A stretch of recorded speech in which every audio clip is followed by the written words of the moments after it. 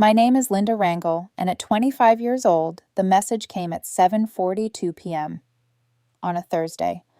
No greeting, no lead-in, just my father's voice, measured and clipped like a business memo.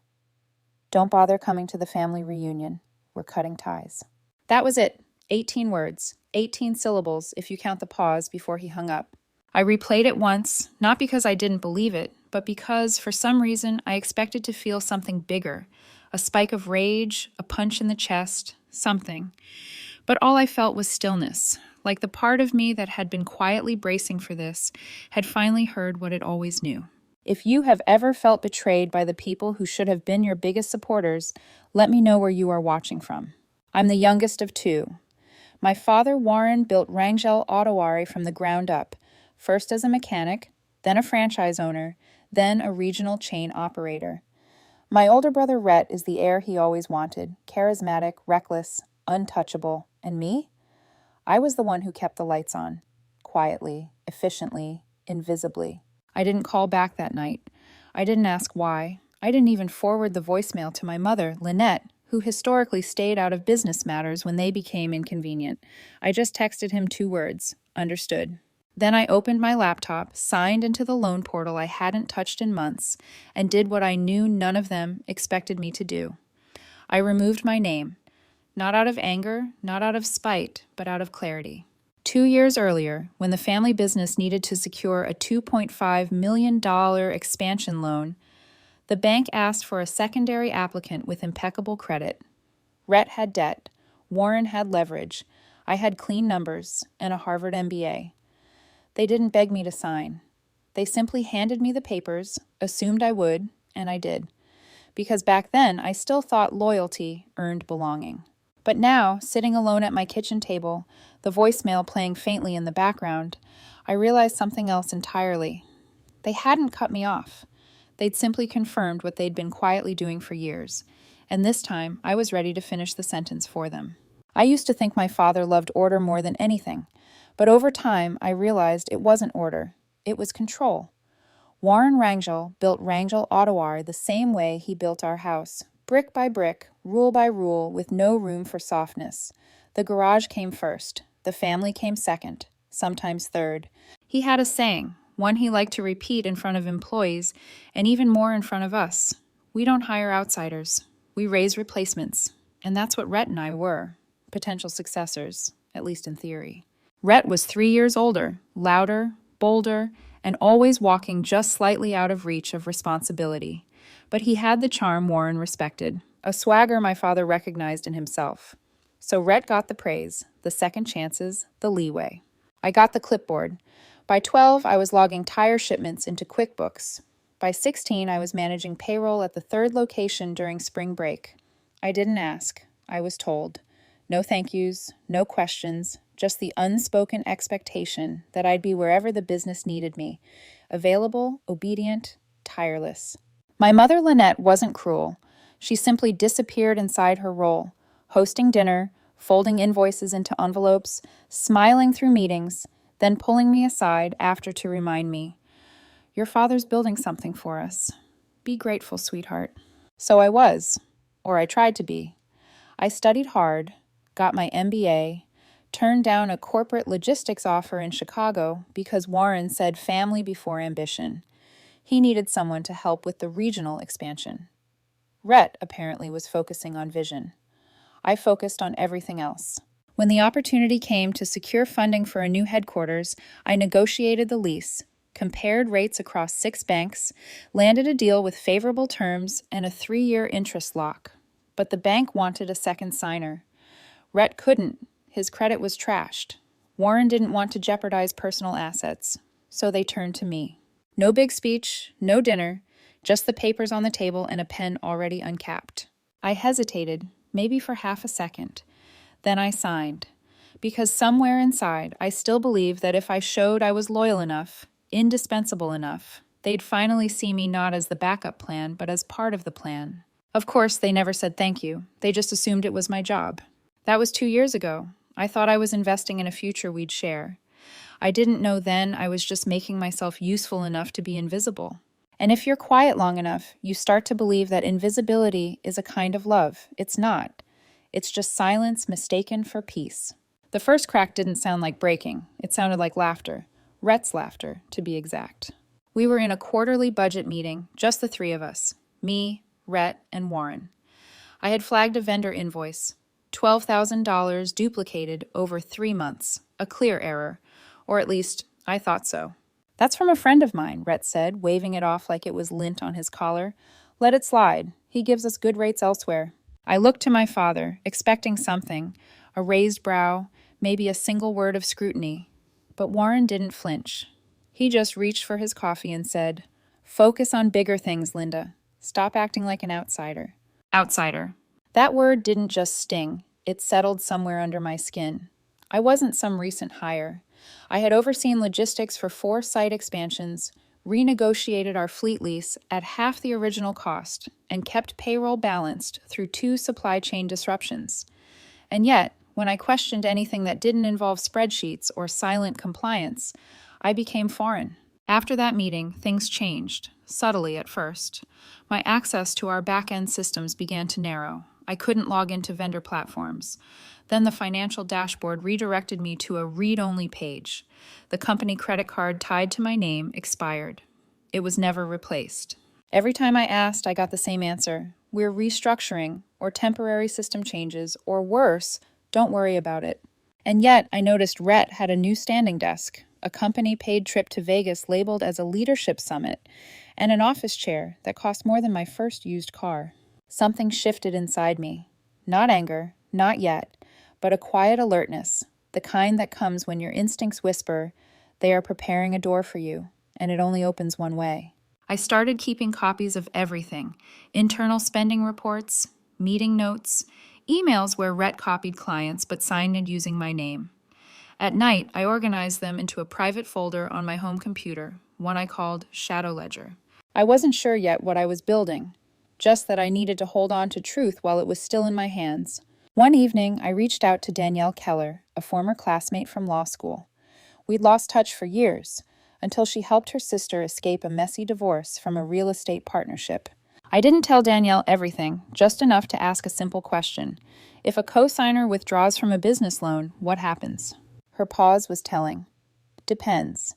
If you're not a guarantor and you weren't involved in recent misuse, the loan can be reevaluated without your name. Quietly. Legally. I exhaled. At that moment, I didn't know whether I was planning an exit or building an alibi. What I did know, finally, was that the story I thought I was living, the loyal daughter keeping the legacy afloat, wasn't mine anymore. They weren't just pushing me out, they were doing it slowly enough to keep cashing in on my silence. It was a Thursday morning in early spring when the final piece clicked into place. The trees outside my office window were just starting to bud.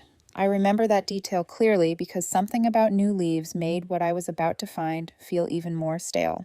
I had just received my monthly credit summary, something I reviewed out of habit more than worry. But this time, a line item stood out.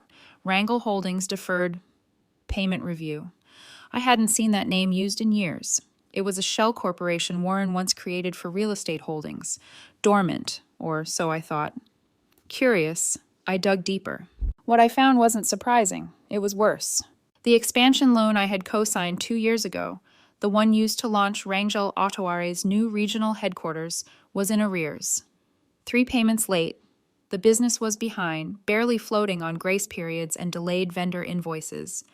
My name was still on the loan, and worse yet, it was being cited in communications with creditors as a reason to extend goodwill, because my credit was clean, because my finances were untouched, because I was, as always, the reliable one. But I hadn't seen a financial report in months. I hadn't been included in a board meeting since last fall. And the last time I asked Rhett for an update, he replied with a winking emoji and, "No worries, sis. Big vision coming." Vision didn't pay the bills. I pulled up archived records, traced invoices back 6 quarters, compared spending against budget projections I had written myself. And then I saw it. Over $40,000 in consulting fees, all funneled through a friend of Rhett's. Several entries labeled marketing testing had no campaigns tied to them, fleet repairs, triple billed. And vendor quotes, signed with my initials, ones I never approved. It wasn't mismanagement, it was orchestration. That same day, I met with Danielle again, this time in person. We sat across from each other in a quiet booth at a coffee shop she liked near the courthouse. I showed her everything. She flipped through the documents slowly, lips pressed, eyes steady. When she reached the co-signed loan agreement, she stopped. "You're not listed as a guarantor," she said. I blinked. Meaning what? Meaning they used your name to secure it, but you're not legally bound if you withdraw before restructuring. And if I do? Danielle set down the papers, folded her hands, and said something I've never forgotten. "You don't need to confront them. Don't warn. Don't scream. Just move the brick holding up their wall and let it fall." I went home that evening and opened the folder I had renamed. No longer Shadow Ledger, now Redemption Plan. Inside were PDFs, flagged emails, account screenshots, and a draft letter Danielle had helped me write weeks earlier, back when I still hesitated. I didn't hesitate anymore. They hadn't just pushed me out. They had used me until they assumed I had no more left to give, and maybe I didn't. But I had one thing left to take, my name. It took 4 minutes. That's how long the portal stayed open once I logged in, using the administrative credentials I had created 2 years ago, back when I still had full access, back when I thought I was building something real. The screen flickered once, then showed a notice. Co-applicant status active. Modification options available. I clicked remove. Then I uploaded the signed withdrawal letter Danielle and I had finalized 3 weeks earlier. I typed in my PIN, submitted. No alarm sounded, no confirmation emails, just a quiet message in gray text at the bottom of the screen. Update received. Processing pending compliance review. It was done. The next step was risk control. I emailed the bank's loan manager, a man named Keith Herr, someone I'd negotiated with during the expansion phase. I attached a summary of financial discrepancies, vendor fraud, altered signatures, and access restrictions indicating internal exclusion. I was careful, clear, professional. What I didn't include was emotion. Within the hour, the bank froze the operating account tied to Rangel Holdings and triggered an internal review of the loan. Quietly. No call to my father. No memo to Rhett. Just a pause, a blinking cursor in their system where once there had been blind trust. While they scrambled, I moved. I contacted my personal accountant, Sabrina Kim, someone I trusted from my grad school years. We reviewed my exposure, ran simulations on worst-case scenarios. She confirmed what Danielle had said. No liability, no credit damage, not even a legal obligation to notify them. The trust I had moved my savings into last month was protected. That night, for the first time in years, I left my phone on silent and actually meant it. I slept. When I woke up the next morning, there were already 32 missed calls. By mid-afternoon, there were 78. From my mother, 13 from my father, 7 from Rhett, and 1 from a number I didn't recognize. Until I played the voicemail. It was Gordon Maddox, their longtime company accountant. His voice was high-pitched, panicked, almost cracking. "Linda, call me now. This is serious. The loan's collapsing. The bank pulled support. We're at risk of default. You need to fix this. Do you hear me? You have to fix this." I listened to it twice. Not because I didn't understand what he meant, but because it sounded like justice. And justice, when it finally arrives, doesn't scream. It echoes. By early evening, Rhett sent his first text. "What the hell did you do?" And then another. "You're overreacting. We could have handled this internally." But the word we didn't land anymore. There hadn't been a we in a long time. Later that night, my mother left a voicemail, not angry, but quiet, trembling. "Sweetheart, what's happening? Your father says the bank froze everything, that they might recall the loan. Did you sign something?" "I did, but I didn't explain." I called her back, let the line ring twice. "I removed my name, that's all." Her breath caught. "But you can't just do that." "Actually, I can," I said. "And I did." She paused. "Linda, this affects all of us." "No," I replied calmly. "You made sure it didn't." And then I hung up, not in anger, in completion.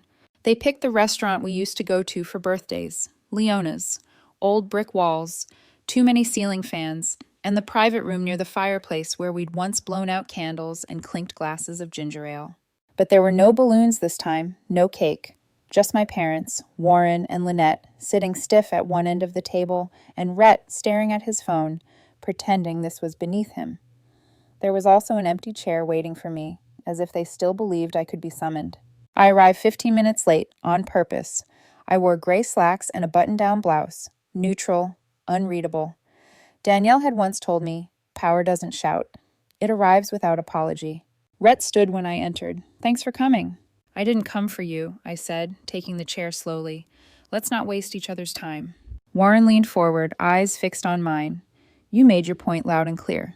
"No," I said, voice calm. "The bank made my point. I just stopped protecting your lie." His jaw tightened. Lynette shifted uncomfortably. "We're trying to hold this together," he said. "You think you're punishing us, Linda, but you're punishing the legacy your grandfather built." I looked at him, steady. "Grandpa built a garage. You turned it into a dictatorship." Rhett scoffed. "Oh, come on. We gave you everything." "You gave me a job," I said, meeting his gaze, "not a voice." The silence that followed was dense, almost warm, like a room that had finally stopped pretending to be anything else. Then Lynette, my mother, spoke, almost in a whisper. "What do you want, Linda?"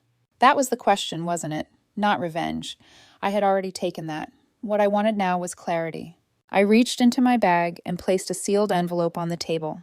"This is a signed affidavit confirming I've permanently withdrawn from the company loan, the board, and all business operations. You will never use my name again." Warren opened his mouth, but I raised a hand. "I'm not finished." I took a breath. "I'm also submitting an anonymous tip to the state auditor. There are funds missing, vendors unpaid, payroll inconsistencies." I slid the envelope forward. "It's your mess now. Fully, legally." Rhett's face turned red. "You're destroying us over ego." "I'm not destroying anything," I said, standing. "I'm just removing the illusion that I was ever part of it." I turned toward the door. Behind me, for the first time in my life, my father said the one word I never expected to hear, "Linda, please." I paused, not from hesitation, but from satisfaction. "You left a voicemail telling me we were done," I said without turning around. "I'm just agreeing with you formally." And then I left. The story made it into the papers. Not the big ones, just a quiet piece in a local business digest. Rangel Auto faces financial turmoil amid internal disputes. I didn't leak it, but I knew who did. Danielle called me 2 days later, her voice half serious, half smiling. "When people lose power," she said, "they look for someone to blame. They just didn't expect that person to have already walked away." After that, the voicemails turned sharp. From my father, "You ungrateful child, we built that business for you. You're ruining your future." From Rhett, "You think you're clever, but you'll need us someday." From Gordon Maddox, the accountant, "Do you even understand what this means? You've destroyed their legacy." But here's the thing, no one said out loud. They destroyed it long before I pulled out. They destroyed it when they used my name but denied me a seat at the table, when they decided I was a threat, not a daughter, when they made me invisible. Now the loan was caving in, the accounts frozen, the vendor contracts unraveling. And me? I was untouched. No legal blowback, no financial damage. My credit intact, my savings secure. I forwarded the last voicemail to Danielle, then deleted the rest. I took my phone off silent, and for the first time in years, it stayed quiet. No crisis, no requests, no fires that only I could put out. I moved into a small loft in downtown Portland. Nothing fancy, just sunlight, clean windows, and space enough for both a desk and peace. I started consulting quietly, helping small, women-led startups avoid the kind of traps I'd lived through. Not because I needed purpose, but because I already had it. 3 months later, an envelope arrived at my new address. No return name, just the bank's logo and a tracking barcode. Inside was a single sheet of paper. "This letter confirms that the commercial loan associated with Linda Rangel has been formally withdrawn and restructured. No further obligation remains. No action required." No thank you, no apology, no spin, just a line drawn, in ink, in law, and finally, in truth. I placed the letter in a folder marked complete and slid it into the back of the cabinet. That night, I lit a candle by the window. The loft was quiet. The city below hummed, unaware and alive. I thought of that voicemail one last time. "Don't bother coming to the reunion. We're cutting ties." They wanted silence, obedience, absence, and they got all three. What they didn't expect was that I would thrive inside that silence, that I would build something not out of revenge, but out of reality. I poured a glass of wine, opened a new client file, and wrote one line at the top. "You're not difficult. You're just finally visible." And then I kept going.